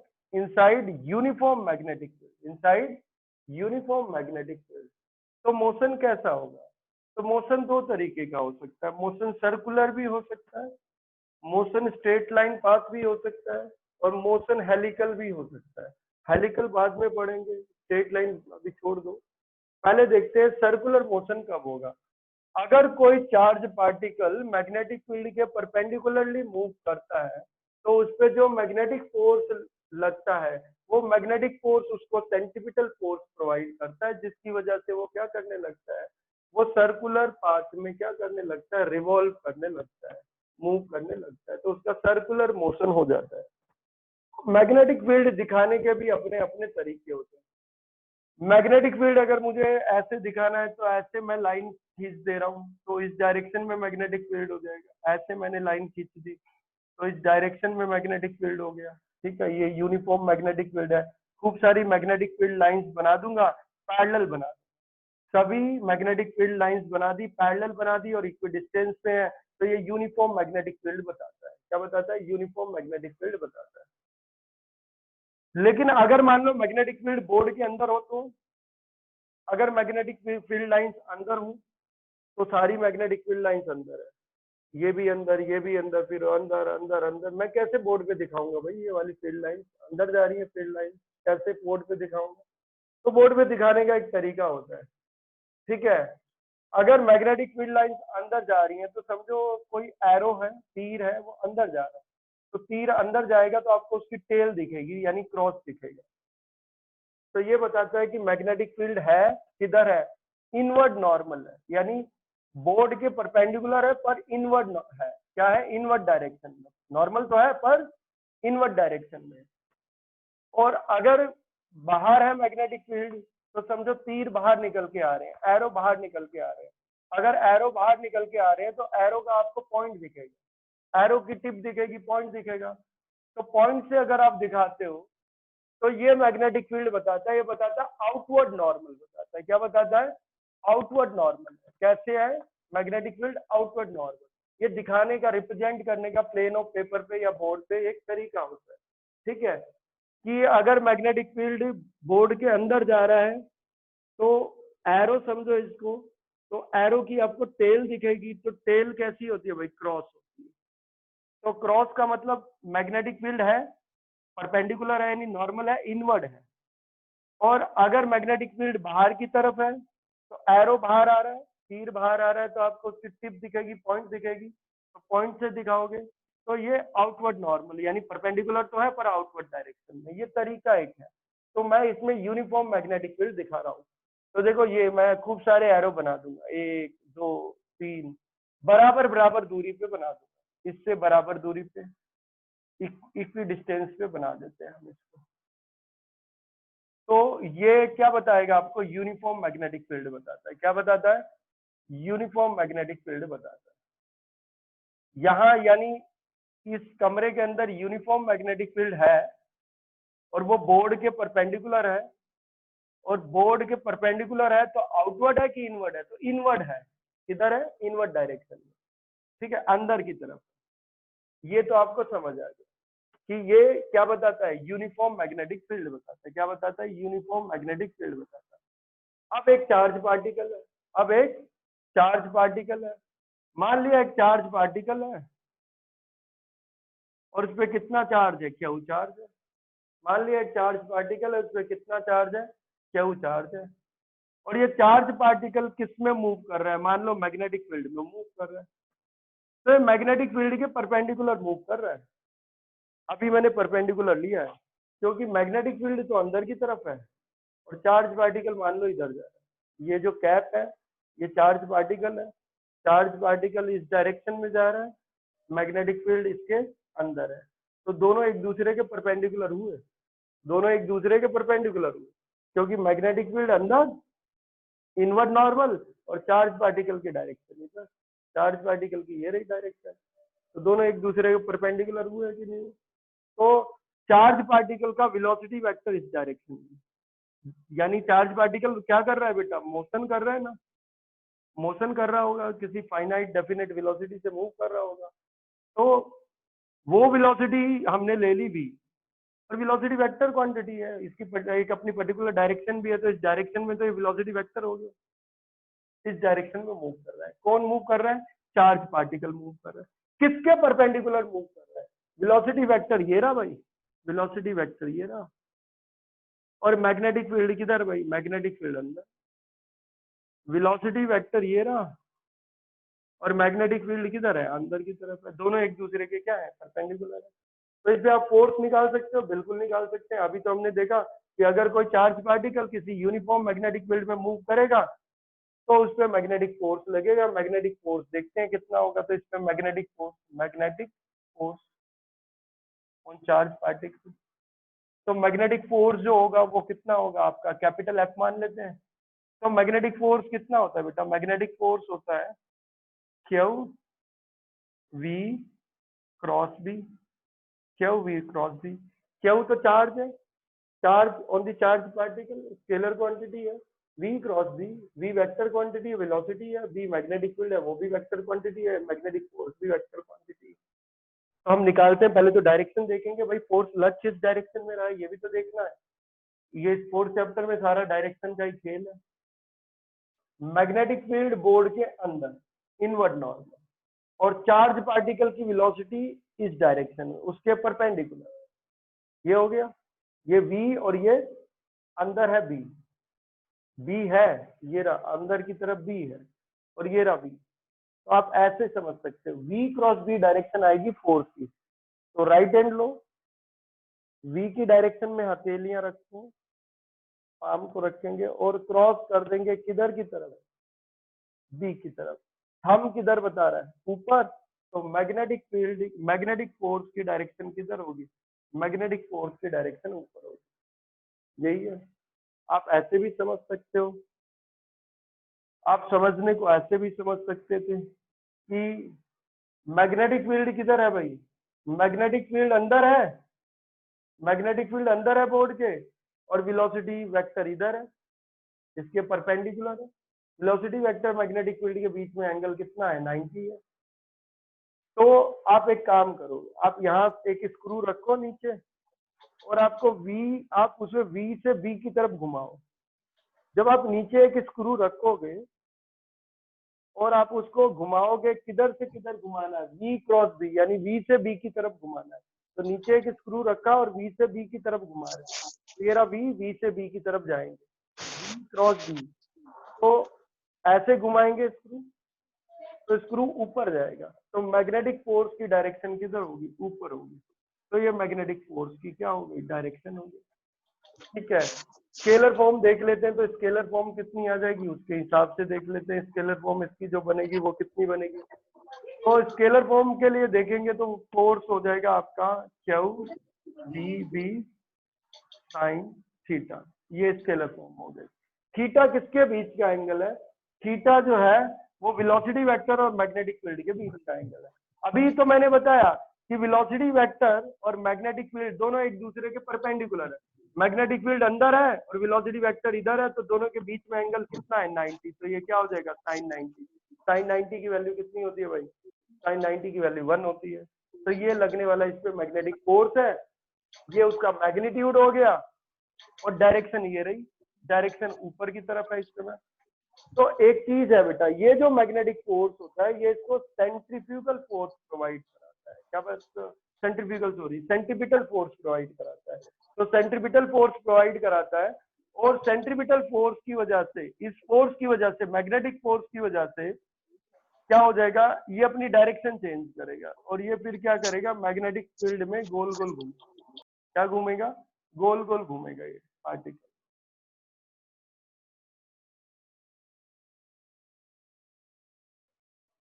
ये गोल गोल घूमेगा। क्या प्रोवाइड करा है भाई इसने? इसने इसको क्या प्रोवाइड करा है? यहाँ पे सेंटर बना देते हैं एक ओ। तो ये मैग्नेटिक फील्ड में ही था। ये किसमें था? मैग्नेटिक फील्ड में ही था, यूनिफॉर्म मैग्नेटिक फील्ड में ही था। और यूनिफॉर्म मैग्नेटिक फील्ड में ये पार्टिकल क्या करने लगा? अब कैसा पाथ ट्रेस करने लगा? सर्कुलर। अब कहोगे सर्कुलर क्यों? तो सर्कुलर इसलिए कि जब ये पार्टिकल यहाँ जाएगा तब इसकी वेलोसिटी इधर होगी, और तब भी मैग्नेटिक फील्ड अंदर होगा। मैग्नेटिक फील्ड अंदर है, मैग्नेटिक फील्ड तो हमेशा अंदर रहेगा, वेलोसिटी वेक्टर ऊपर हो गया। तब फिर वही v क्रॉस b, तो फोर्स किधर लगेगा भाई? अरे फोर्स किधर लगेगा?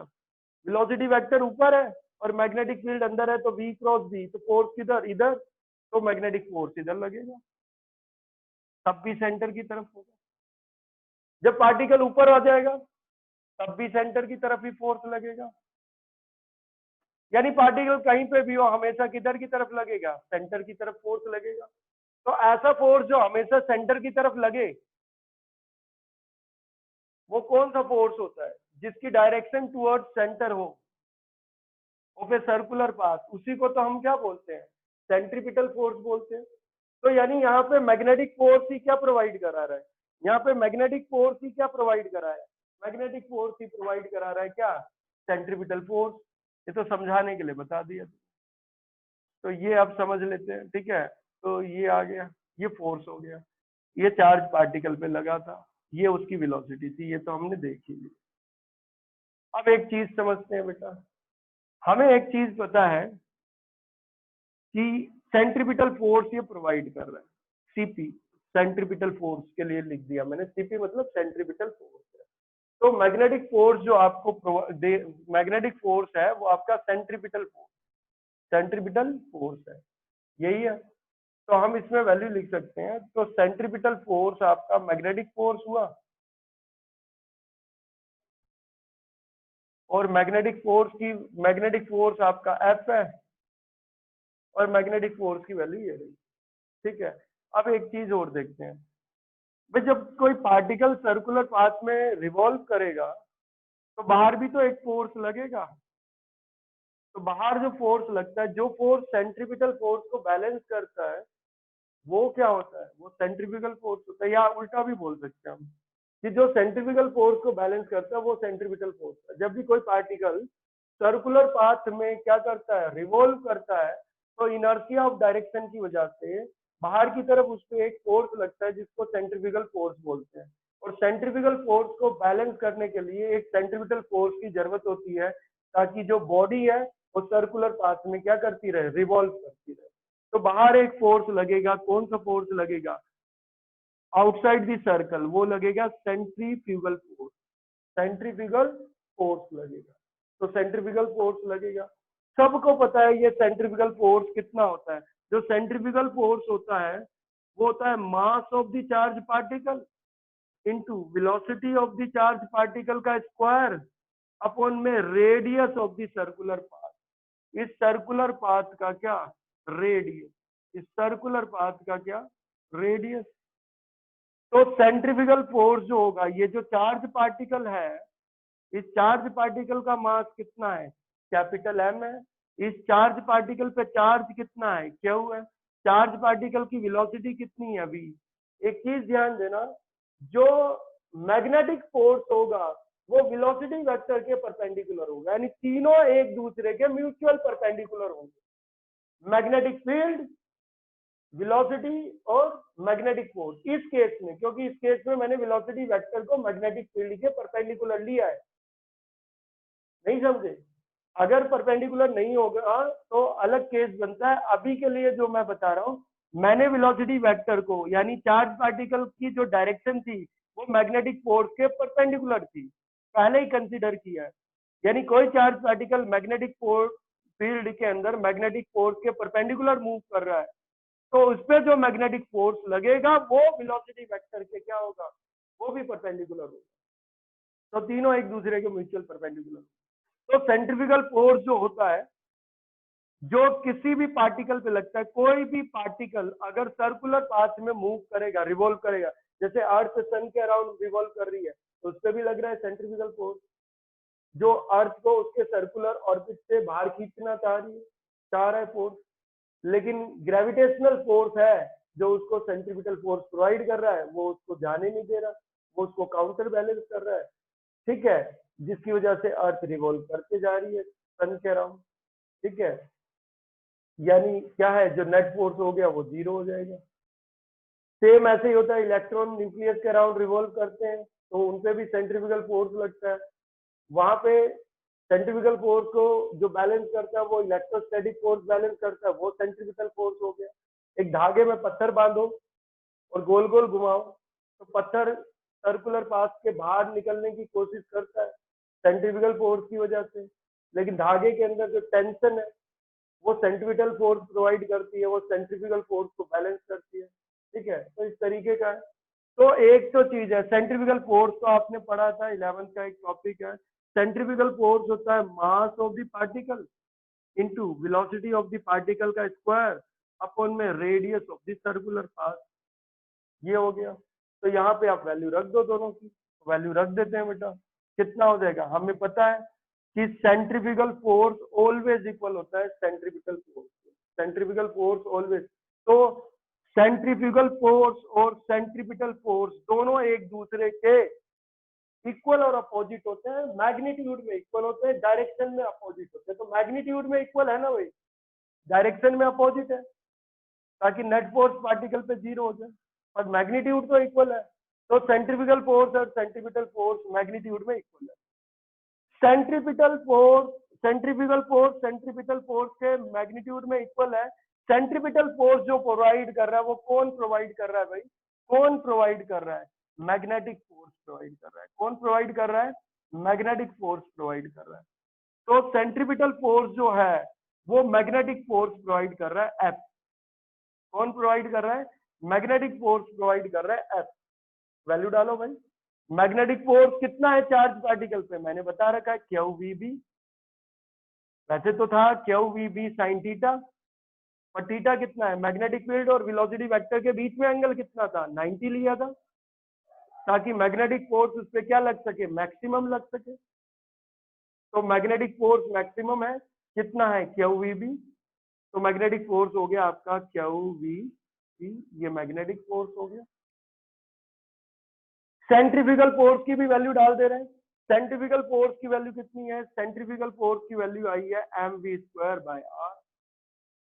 तो ये रिलेशन आपको काम का है, ये हमेशा काम आएगा। आप साइक्लोट्रॉन पढ़ोगे ना तब भी काम आएगा, ऑलवेज काम आएगा, कि जो सेंट्रीफ्यूगल फोर्स होता है, अगर कोई चार्ज पार्टिकल मैग्नेटिक फील्ड के अंदर रिवॉल्व करता है सर्कुलर पाथ में, तो उस पर लगने वाला जो सेंट्रीफ्यूगल फोर्स होता है, या कोई भी पार्टिकल हो सर्कुलर पाथ में रिवॉल्व कर रहा है, तो सेंट्रीफ्यूगल फोर्स सेंट्रीपिटल फोर्स के इक्वल होगा, मैग्नीट्यूड में, डायरेक्शन में अपोजिट होगा।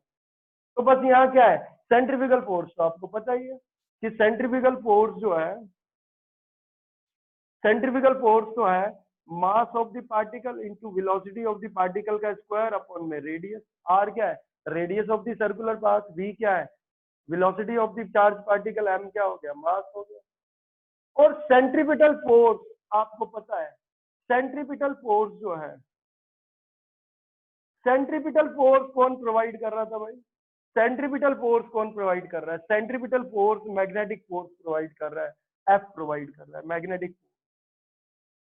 और मैग्नेटिक फोर्स आपको पता ही है, मैग्नेटिक फोर्स कितना है था, हमने निकाला तो था, कितना था, q v B sine theta, और थीटा कितना था, 90 था, तो साइन 91।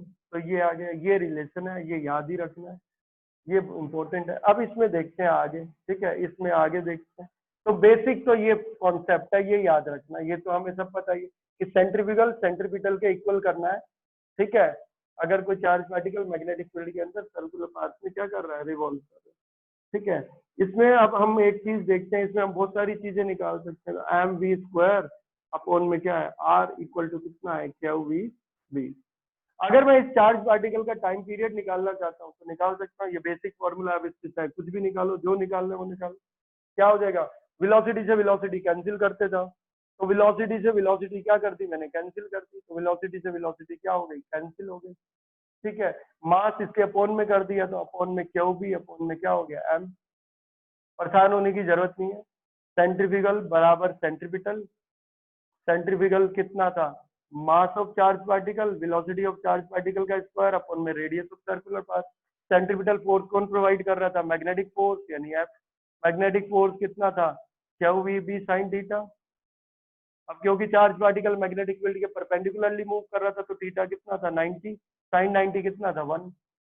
वेलोसिटी से वेलोसिटी क्या हो गई, कैंसिल हो गई, मास इसके क्या आ गया, अपॉन में आ गया, यही आ गया, यानी v by r equal to q B upon m. v by r, आपने एक चीज पढ़ी होगी, लीनियर वेलोसिटी अपॉन में रेडियस क्या होता है, एंगुलर वेलोसिटी होती है ओमेगा। याद है आपको एक चीज, 11th का कॉन्सेप्ट है कि linear velocity of A particle upon में रेडियस ऑफ सर्कुलर पाथ। अगर कोई अगर कोई भी पार्टिकल सर्कुलर पाथ में रिवॉल्व कर रहा है v वेलोसिटी से, v स्पीड से, और उसका रेडियस सर्कुलर पाथ का r है, तो v बाय आर जो है लीनियर वेलोसिटी अपॉन रेडियस क्या होता है, एंगुलर वेलोसिटी, एंगुलर फ्रीक्वेंसी होती है ओमेगा। तो ये आपने पढ़ा होगा, ठीक है। तो उस हिसाब से कितना आ जाएगा, उस हिसाब से अगर हम देखेंगे तो कितना आ जाएगा, तो v बाय आर जो है उसकी जगह हम क्या लिख देंगे, ओमेगा लिख देंगे। ओमेगा निकाल सकते हैं, यानी हम एंगुलर वेलोसिटी निकाल सकते हैं, इसे एंगुलर वेलोसिटी बोलते हैं, ठीक है। ये चार्ज पार्टिकल की क्या हो गई, एंगुलर वेलोसिटी। इसे एंगुलर फ्रीक्वेंसी भी बोलते हैं, इसे एंगुलर, ये एंगुलर वेलोसिटी है चार्ज पार्टिकल की इनसाइड मैग्नेटिक फील्ड, इसे एंगुलर फ्रीक्वेंसी भी बोलते हैं।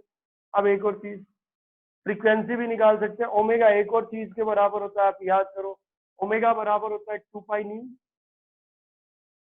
न्यू आपका क्या होता है, न्यू आपकी फ्रीक्वेंसी होती है, न्यू आपकी फ्रीक्वेंसी होती है, और 2 पाई से मल्टीप्लाई करोगे तो 2 पाई न्यू आपकी क्या होती है, एंगुलर फ्रीक्वेंसी होती है। तो ये फ्रीक्वेंसी या एंगुलर फ्रीक्वेंसी या एंगुलर वेलोसिटी, ओमेगा क्या, एंगुलर फ्रीक्वेंसी, एंगुलर वेलोसिटी, और ये फ्रीक्वेंसी है न्यू। तो न्यू फ्रीक्वेंसी या एंगुलर फ्रीक्वेंसी यानी एंगुलर वेलोसिटी। तो ओमेगा की जगह क्या डाल दोगे, 2 पाई न्यू भी डाल दोगे, ये भी डाल सकते हो, तब क्या हो जाएगा, तब 2 पाई इसके अपॉन में चला जाएगा। तो फ्रीक्वेंसी किसके बराबर हो जाएगी, फ्रीक्वेंसी आ जाएगी क्यू बी अपॉन में क्या हो जाएगा, 2 पाई इंटू में एम। ये चार्ज पार्टिकल की फ्रीक्वेंसी हो गई मैग्नेटिक फील्ड में। क्यू है charge on the charge particle, B क्या है, मैग्नेटिक फील्ड है, 2 पाई कांस्टेंट है, एम क्या है, mass of the charge particle है। एक और चीज समझते हैं, आपने एक और चीज पढ़ी है कि टाइम पीरियड जो होता है वो 1 बाय फ्रीक्वेंसी होती है, या क्या, जो फ्रीक्वेंसी जो होती है वो 1 बाय टाइम पीरियड होता है, एक ही बात है। तो फ्रीक्वेंसी 1 बाय टाइम पीरियड के बराबर है। टाइम पीरियड क्या होता है, चार्ज पार्टिकल को एक साइकिल कंप्लीट करने में जो टाइम लगेगा वो उसका टाइम पीरियड है। मान लो पंखा, फैन चल रहा है, और फैन क्या कर रहा है, 100 रेवोल्यूशन ले रहा है पर मिनट में। तो 1 मिनट में यानी 100 आरपीएम मान लो है उसके, यानी 1 मिनट में वैसे बहुत ज्यादा रेवोल्यूशन होते हैं, 1000 रेवोल्यूशन ले लो या 1200 रेवोल्यूशन ले लो, कि मतलब 1200 रेवोल्यूशन है, रोटेशन है पर मिनट में, 1 मिनट में वो रिवॉल्व कर रहा है। तो 1 सेकंड में कितना करेगा, पर मिनट में अगर 1200 है तो सेकंड में कितना, किससे डिवाइड कर दो, 60 से। तो 60 से डिवाइड कर दो, कितना आ जाएगा, 20 आरपीएस, यानी 20 revolution per second. Revolution per second बोलो या साइकिल पर सेकंड बोलो या हार्ट बोलो या पर सेकंड बोलो, सब फ्रीक्वेंसी की यूनिट है। पर सेकंड बोल सकते हो, हर्ट्ज बोल सकते हो, साइकिल पर सेकंड बोल सकते हो, रिवोल्यूशन पर सेकंड बोल सकते हो, ये इस तरीके से है। तो सीधी सी बात है भाई, 20 रेवोल्यूशन 1 सेकंड में, तो 1 रेवोल्यूशन 1/20 सेकंड में, 1 रेवोल्यूशन में जो टाइम लगता है वही टाइम पीरियड होता है। तो ये तो फ्रीक्वेंसी है इसकी न्यू। तो टाइम पीरियड क्या होगा, इसका मतलब 20 रेवोल्यूशन ले रहा है 1 सेकंड में, तो 20 रेवोल्यूशन 1 सेकंड में है, तो 1 रेवोल्यूशन कितने सेकंड में होगा, 1/20 सेकंड में कितने रेवोल्यूशन होंगे भाई, 1 रेवोल्यूशन होगा। एक सिंगल रेवोल्यूशन में जो टाइम लगता है, एक सिंगल रोटेशन कंप्लीट करने में जो टाइम लगेगा वो उसका टाइम पीरियड है। तो आपको पता है फ्रीक्वेंसी 1 बाय टाइम पीरियड के बराबर होती है। तो मैं इसको क्या कर दूं, तो टाइम पीरियड किसके बराबर होगा, टाइम पीरियड होगा 1 बाय फ्रीक्वेंसी। मैं इसका रेसिप्रोकल कर दूं, तो रेसिप्रोकल कर दो, अपॉन 1 है, क्या हो जाएगा, इसका रेसिप्रोकल करो आप, इसका करना चाहो तो कितना आ जाएगा, तो 1 बाय न्यू इक्वल टू कितना हो जाएगा बेटा, 2 पाई एम अपॉन में क्या है, क्यू बी, और 1 बाय न्यू जो है वो किसके बराबर है, 1 बाय न्यू किसके बराबर है, टाइम पीरियड के बराबर है, तो टाइम पीरियड होगा। तो ये टाइम पीरियड आ गया किसका, चार्ज पार्टिकल के रेवोल्यूशन का। चार्ज पार्टिकल मैग्नेटिक फील्ड में सर्कुलर पाथ में क्या करेगा, रिवॉल्व करेगा, और किस टाइम पीरियड से रिवॉल्व करेगा, 2 पाई एम अपॉन में क्यू बी। एम क्या है बेटा, m mass of the charge particle है, q charge on the charge particle है, बी मैग्नेटिक फील्ड है। यानी 3 चीजों पे डिपेंड करता है टाइम पीरियड। चार्ज पार्टिकल के मास पे डिपेंड करता है, चार्ज पार्टिकल के चार्ज पे, और उसके मैग्नेटिक फील्ड पे डिपेंड करता है। कोई भी फॉर्मूला बना सकते हो, आपको ये सब याद करने की कोई जरूरत ही नहीं थी। सीधा कॉन्सेप्ट एक याद करना था क्या, कि भाई सेंट्रीफ्यूगल फोर्स बराबर है सेंट्रीपिटल फोर्स के। बस ये बेसिक कॉन्सेप्ट याद रखोगे, सारा अपने आप आ जाएगा। ठीक है, सारा तुरंत ही आ जाएगा, क्योंकि मैग्नीट्यूड में तो इक्वल ही होते हैं। सेंट्रीफ्यूगल कितना था, mv²/r। सेंट्रीपिटल जो था वो मैग्नेटिक फोर्स था, वो कितना था, qvb। साइन थीटा तो थीटा 90 है, तो साइन 91 हो गया। v से v कैंसिल था, m इसके अपोन में था। v/r क्या था, लीनियर वेलोसिटी अपॉन रेडियस क्या था, एंगुलर वेलोसिटी ओमेगा था। तो ओमेगा एक बार मिल गया, फिर तो कुछ भी निकालो। ओमेगा मिल गया तो फ्रीक्वेंसी निकाल सकते हो। इसको क्या लिख सकते हो, 2 पाई न्यू लिख सकते हो ओमेगा को, 2 पाई इसके अपोन में ले आओ, तो ये फ्रीक्वेंसी हो गई चार्ज पार्टिकल की, क्यू भी अपोन में 2 पाई m। और इसको रेसिप्रोकल कर दो, पलट दो इसको, तो 1/न्यू किसके बराबर हो जाएगी, 2 पाई m अपोन में क्या है, क्यू भी। ये हो गया। और 1/न्यू जो होता है वो क्या होता है, आपका टाइम पीरियड होता है। क्या होता है, टाइम पीरियड। तो ये चार्ज पार्टिकल का टाइम पीरियड आ गया, जो ये रिवॉल्व कर रहा है किसके अंदर, मैग्नेटिक फील्ड के अंदर। बेटा ये आया, क्लियर हुआ ये, हेलो? Yes sir. पक्का? यस सबको हो सर। गया क्लियर? अरे सबको हो गया क्लियर? हेलो? हाँ सर जी। ठीक ठीक है बेटा, ऐसा है आज इसको इतना ही रखते हैं। दरअसल में चैप्टर टफ, मैंने पहले भी बताया, चैप्टर सिर्फ इस वजह से टफ है कि इसमें डायरेक्शन का है, आपको डायरेक्शन लेनी पड़ती है। ठीक है, कभी फोर्स की, कभी मैग्नेटिक फील्ड की, तो इसमें डायरेक्शन में बच्चा परेशान रहता है। वैसे चैप्टर में बाकी तो बेसिक चीजें ही हैं, जैसे पिछले चैप्टर में इसलिए दिक्कत नहीं आई, फर्स्ट सेकंड थर्ड में कोई वैसा डायरेक्शन का कॉन्सेप्ट नहीं था।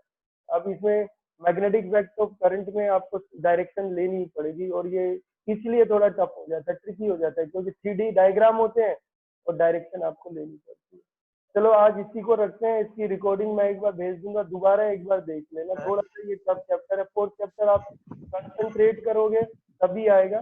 5th इजी है, 6th बहुत इजी है, 7th भी इजी है, बस एक 4th का है थोड़ा दिक्कत। ठीक है, इसमें डायरेक्शन की वजह से। तो मैं इसकी रिकॉर्डिंग भेज दूंगा, आप कर लेना। ठीक है, आज इतनी क्लास रख लेते हैं, आज ज्यादा नहीं पढ़ते। सर हाँ बेटा। सर जो बायो सेवरेट लॉग कराया था सर, वो वाली क्लास ही भेज देना। अरे अभी चल आ रहा हूँ, ठीक खत्म हो गए 2 मिनट। है, मैं जितनी भी है जो भी कन्वर्ट होती जा रही है मैं खुद डालता जा रहा हूँ, मैं वैसे ही यूट्यूब पे डलवाता जा रहा हूँ, वो डल जाएंगी। ठीक है, ओके सर। ठीक है सर, क्लास एंड करते हैं अभी, ठीक है। सर हाँ बेटा, कौन सर पंकज। कौन बेटा? हाँ पंकज बोल बेटा। हाँ हाँ सर वो दो मैग्नेटिक फील्ड जो सेम लाइन में मतलब सेम डायरेक्शन में जाती है और पैरेलल हो, तो उसमें उसको मैग्नेटिक फील्ड को प्लस करेंगे ना दोनों को, या माइनस करेंगे। एक मिनट, आवाज तेरी खरखर आ रही है, दोबारा से सारी बात बोल बेटा। पंकज तो सर दो मैग्नेटिक फील्ड है, हाँ वो हाँ, दोनों पैरेलल जा रही है, अगर वो सेम डायरेक्शन में है तो, और अपोजिट डायरेक्शन में, तो क्या केस होंगे इसमें? मैग्नेटिक फील्ड है मतलब? सर मतलब दो वायर की वजह से मैग्नेटिक फील्ड जनरेट हुई है। अच्छा, दो करंट कैरिंग वायर में तो कुछ नहीं, अगर दो Yes. करंट कैरिंग वायर है और दोनों वायर एक दूसरे के पैरेलल रखी हुई है और सेम डायरेक्शन में अगर करंट जा रहा है तो दोनों पे अट्रैक्टिव मैग्नेटिक फोर्स लगता है, और अगर अपोजिट डायरेक्शन में अगर करंट फ्लो कर रहा है तो दोनों पे रिपल्सिव मैग्नेटिक फोर्स लगता है। इसकी अभी हम डेरिवेशन करेंगे कि हमने अभी तो एक पढ़ा था, जैसे हमने पढ़ा था ना एम्पियर सर्किटल लॉ से पढ़ा था कि infinite long straight current carrying wire के अगल बगल जो है वो मैग्नेटिक फील्ड होता है। और अभी हमने दूसरी डेरिवेशन आज ही पढ़ी कि कोई भी दूसरी वायर अगर किसी मैग्नेटिक फील्ड में पड़ी होगी तो वो फोर्स एक्सपीरियंस करेगी। तो इसकी डेरिवेशन हम अगली क्लास में करेंगे कि दो अगर infinite long straight parallel current carrying wire है और इनमें सेम या अपोजिट डायरेक्शन में करंट है तो दोनों एक दूसरे पर मैग्नेटिक फोर्स लगाती हैं। अगर सेम डायरेक्शन में होती हैं तो जो मैग्नेटिक फोर्स होता है वो अट्रैक्टिव नेचर का होता है, और अपोजिट डायरेक्शन में है तो मैग्नेटिक फोर्स रिपल्सिव नेचर का है। और जो मैग्नेटिक फील्ड लाइंस का जो है वो मैं अगली क्लास में जब ये डेरिवेशन कराऊंगा उसी में बताऊंगा। ठीक है। सर मैंने बुक में देखा तो जो सेम डायरेक्शन में था उसको माइनस कर रखा था और जो अपोजिट था उसको प्लस कर रखा था। ऐसे ऐसे मत याद कर माइनस प्लस से, ऐसे याद कर ले कि सेम डायरेक्शन में करंट होगा तो जो मैग्नेटिक फोर्स होगा वो अट्रैक्टिव होगा, ऐसे याद कर। और अपोजिट डायरेक्शन में जो करंट होगा, जब दोनों वायर में अपोजिट डायरेक्शन में करंट होगा, एक दूसरे के अपोजिट होगा, तो जो मैग्नेटिक फोर्स होगा वो रिपल्सिव होगा, ऐसे याद कर ले। ठीक है, अभी ऐसे याद कर ले, फिर मैं बता दूँ। ठीक है बेटा, क्लास ओवर करते हैं।